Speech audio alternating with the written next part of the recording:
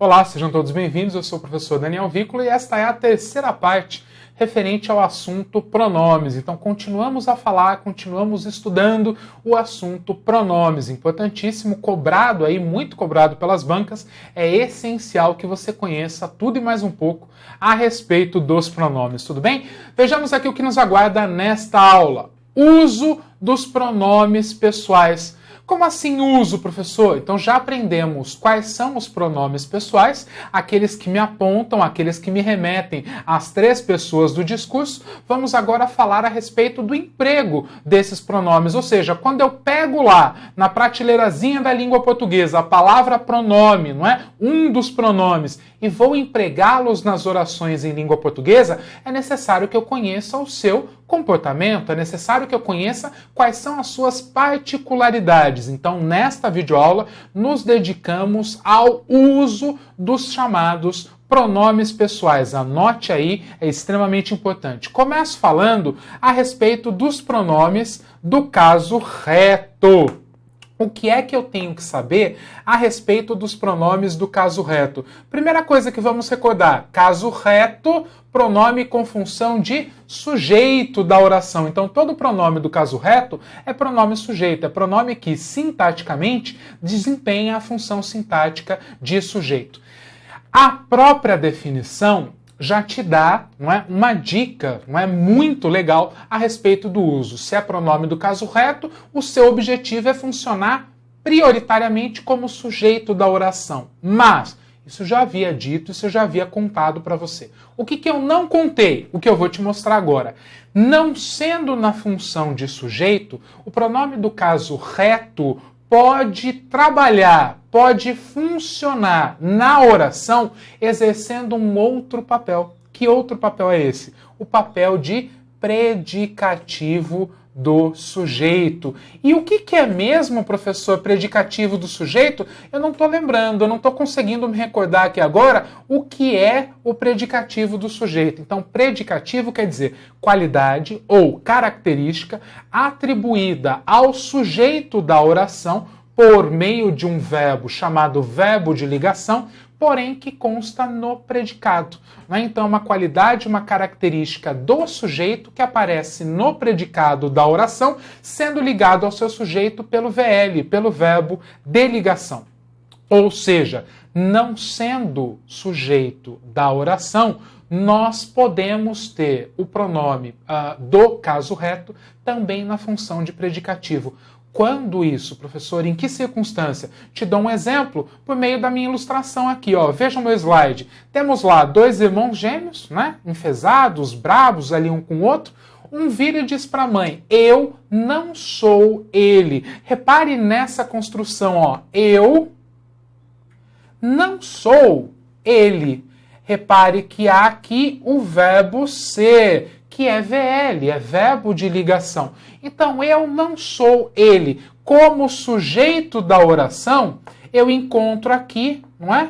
O pronome eu. Tá correto isso aqui? Tá correto. Por quê? Porque o pronome eu é um pronome do caso reto. Pronome do caso reto na função sintática de sujeito é exatamente o que acontece em 98,8% dos casos. Pronome do caso reto, função de sujeito. Mas esta é uma oração que apresenta um verbo de ligação.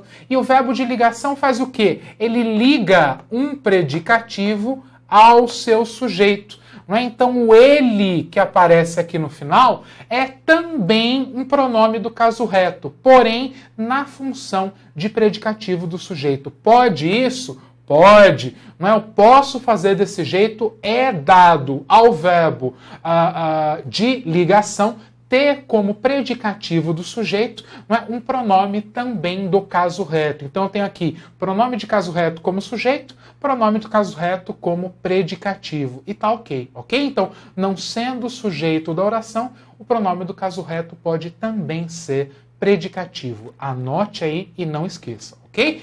Passo então agora ao uso, ao emprego dos pronomes do caso oblíquo. E caso oblíquo é qual? Não é? Caso oblíquo é aquele em que nós temos os pronomes funcionando como complemento verbal. O que é complemento mesmo? Objeto direto ou objeto indireto de um verbo, certo? Primeira regrinha, vejam só. Os pronomes oblíquos, preste atenção porque vamos falar muito a respeito destes pronomes. O, a, os e as. Então essa famíliazinha aqui, ó. O e a, gênero masculino, gênero feminino, terceira pessoa do singular e suas formas de plural. O os e o as, não é? Que seriam então o o e o a postos na forma do plural. Ok? Então, os pronomes oblíquos, o, a, os e as, quando precedidos, ou seja, quando antes deles aparecem verbos que terminam, isso também é importante, anote aí, em R, em S ou em Z, assumem a forma lo, lá, los e las. E os verbos que os antecedem vão perder aquelas terminações. Perder o que então? Perder o R, perder o S, perder o Z. Tudo bem? Então vejam lá. Primeiro caso, vou amá-lo por toda a minha vida. Por que amá-lo? Como você vê aqui, né? Amá-lo nada mais é do que o que eu coloco aqui na frente. Amar mais o. Repare que amar, forma verbal no infinitivo, terminada em R. Quando eu tenho um verbo terminado em R e na oração, logo após este verbo, eu coloco o, a, os ou as, o que vai acontecer com esses pronomes? Eles vão se transformar em lo, lá, los e las, e o verbo perde aquele R da sua terminação. Então eu tiro o R aqui do verbo e o O vira lo, como você vê aqui. Vou amá-lo por toda a minha vida. Qual o motivo disso, professor? É um critério meramente fonético, não é? Para não dizer vou amar-o por toda a minha vida, esse amar-o aí parece um pouco estranho aos nossos padrões de pronúncia, então vou amá-lo, nós damos uma amaciada na pronúncia disso, isso se torna foneticamente mais interessante para a língua portuguesa, tá? O critério é puramente fonético.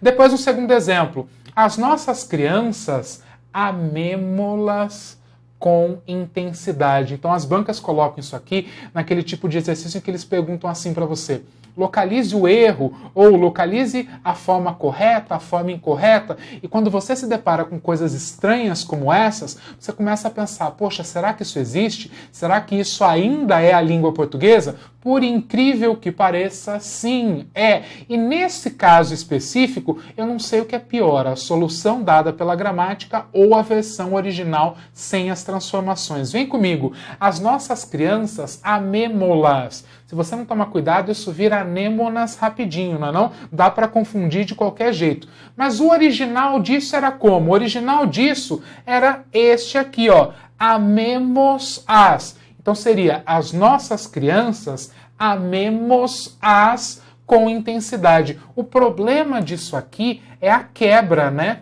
Porque não dá para você dizer amemos-as, né? Amemos-as. Não é? Isso obriga você a meio que uma pausa, uma quebra ali no meio, e a fonética fica ligeiramente comprometida, mais dificultada, digamos assim. Aí vai lá então e fazemos a transformação, que é qual? Verbo terminado em S, eu tiro o S, por quê? Porque ele é seguido de as. Esse as se transforma em las, portanto, gerando o que eu tenho aqui em cima, amemo-las, ok? Que é a forma correta, que é exatamente o que o padrão culto do idioma espera que você faça nessa circunstância, tudo bem? E por fim eu trago aqui o último exemplo, vejam vocês, o jogo filo sozinho. Filo, professor, que estranho, não é o tipo de coisa, como eu disse a você, coloca lá numa questão de múltipla escolha, pede para você identificar o errado, você bate o olho nisso e pensa, pô, errado, né? Filo, sozinho, que estranho isso aqui, pouco parece língua portuguesa, mas é língua portuguesa e mais, é língua portuguesa culta, é aquilo que a norma culta espera que você faça. Então olha só, por que a transformação? Porque eu tinha fiz, eu fiz, né? Então o verbo fazer no pretérito perfeito do indicativo na primeira pessoa. Eu fiz, ok? Fiz o quê? Fiz o jogo. Fiz-o. Para não ficar fiz-o, o que a língua faz? Tira o Z e o que está à frente vira lo. Não é? Então o jogo filo, sozinho, exatamente como você vê aqui na frente, tudo bem? Então mudanças que a língua espera que você faça. Mudanças que vêm sendo cobradas nas provas. Portanto, toda a atenção e mais um pouco ainda falta, né, para você garantir os seus pontos em relação aos pronomes. Por isso eu disse, por isso eu friso. Pronome, assunto importantíssimo. Estude aí com a máxima atenção, com o máximo carinho.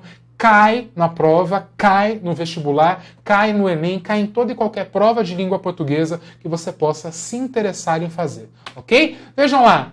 Outra regra sobre o uso dos pronomes oblíquos. Os mesmos pronomes, o, a, os e as, quando precedidos de verbos que terminam em m, ão e oem, assumem a forma no, na, nos e nas. Só que não acontece nada com o verbo de trás. Não acontece nada, o verbo não perde o m, o ão ou o oem. Não, eles permanecem lá. A única coisa que se altera, a única coisa que real e efetivamente se transforma é o pronome, que deixa de ser o, a, os, as, para se transformar em no, na, nos e nas. Acompanhe os exemplos. Entregaram-no ao professor. Tudo bem com isso? Tudo bem, tudo ótimo. Vejam lá, entregaram ao som nasal. Né, desse M, entregaram-no ao professor e não entregaram-o ao professor, ok? Não se esqueça, eu não estou falando de casos facultativos, eu estou falando de casos obrigatórios em que os pronomes, estes pronomes da terceira pessoa, passam por esse processo de mudança. Então, é necessário entender, é necessário você memorizar os casos e aplicá-los, né, quando isso for necessário, no contexto das questões da sua prova. Próximo exemplo, o assunto dão-no por encerrado. Dão-no. Tá correto isso? Tá correto, tá corretíssimo. Verbo terminado em ão, outro som nasal. Vejam lá, ó, M, ão e oem, todos esses sons nasais, todos eles sons nasalados, não é isso? O que acontece com o pronome? Vira no, na, nos e nas. Dão-no por encerrado. Mais uma vez, a transformação aqui se fez da maneira correta, da maneira esperada pelo padrão culto da linguagem. Esse padrão cobrado pelas nossas provas, ok? Na primeira pessoa do plural, nós, para quem não se lembra, a forma verbal perde o seu S final quando seguida pelo pronome oblíquo nos. Então, olha lá, se eu tiver a forma verbal queixamos, ok? Que é uma forma da primeira pessoa do plural, nós nos queixamos, ok? Se você tiver o pronome colocado aqui, após o verbo, esse S final da primeira pessoa do plural cai fora e você escreverá queixamo-nos e não queixamos-nos. De novo, o critério é puramente fonético. É uma transformação que tem por objetivo amenizar ou então tornar um pouco menos dificultosa a pronúncia disso. Referimos-nos. Mais uma vez, ó, a primeira pessoa do plural, esse S final cai fora e nós temos como resultado referimo-nos, ok? Não se esqueça, outra mudança obrigatória que você deve observar. E aí nós temos o caso do você. Então, olha só, o caso do você merece toda a sua atenção. O que aconteceu com o pronome você? Aconteceu o seguinte, vamos colocar aqui, vamos escrever. O pronome você, originalmente, era um pronome de tratamento, uma forma de tratamento, ok? Tanto que ele não tinha essa carinha ainda, ele não era você, ele era vossa mercê, que virou você me ser, que virou vós me ser, que virou você, que virou ser, não é isso? Hoje em dia a gente fala, você vai em tal lugar, já reduzimos isso na linguagem falada para um simples, rápido e curto ser, ok? Esse é o caminho percorrido pela língua. A língua vai, ao longo do tempo, simplificando as suas palavras, tentando chegar à menor forma, não é? E à forma mais rápida de expressão. Então, esse você, na origem, era pronome de tratamento, certo? O que eu disse para você sobre o pronome de tratamento? Toda a concordância dos pronomes de tratamento é feita na terceira pessoa, ok? Então eu digo, você é meu amigo. Eu não digo você és meu amigo. Por que eu estou te dizendo isso? Porque o você, para o padrão atual da língua portuguesa, é o substituto oficial de quem? Do tu, não é? Então, é muito comum você dizer assim, você é meu amigo. Tu és meu amigo, algumas regiões do nosso país ainda usam, ainda colocam para acontecer esse tu aí da segunda pessoa. Mas, no geral, o que a gente observa é a gradativa substituição do tu pelo você. E aí é que está o grande samba, não é? Da troca dos pronomes. Porque o tu, ele sim, é um pronome da segunda pessoa. Portanto, todo e qualquer verbo que se refira ao tu terá de estar conjugado na segunda pessoa do singular. O que acontece com você? O você entra para o lugar do tu. Ele é a pessoa com quem eu falo. Então, eu, tu, ele. Hoje em dia fica eu, você e ele. O você entra para o lugar do tu. Sendo o tu pronome da segunda pessoa, você poderia pensar que o você usa conjugação também na segunda pessoa do singular. E não, o você usa toda a sua conjugação na terceira pessoa do singular. Por quê? Porque na origem ele era pronome de tratamento. Então é isso que você tem que lembrar, é isso que você não pode esquecer. Veja os exemplos. Você irá ao cinema? Perfeita concordância. Por quê? Você irá, você, pronome de tratamento, usado como pronome de segunda pessoa, porém faz a concordância na terceira. Então, vejam lá, o você me aponta para a segunda pessoa, mas o irá está na terceira. Por quê? Porque todo pronome de tratamento tem a sua concordância na terceira pessoa. É o único caso entre os pronomes, não é, que a gente fica com essa referência cruzada, não é? O você aponta para a segunda, mas concorda na terceira. É o único pronome que a gente tem de referência cruzada, ok? Vejam lá, vocês irão ao cinema, agora eu coloquei no plural. E o que vai acontecer? Eu uso o verbo na terceira pessoa. Porém, está no plural o sujeito, o verbo também vai para o plural. E concordo utilizando a forma verbal na terceira pessoa do plural, escrevendo vocês irão ao cinema.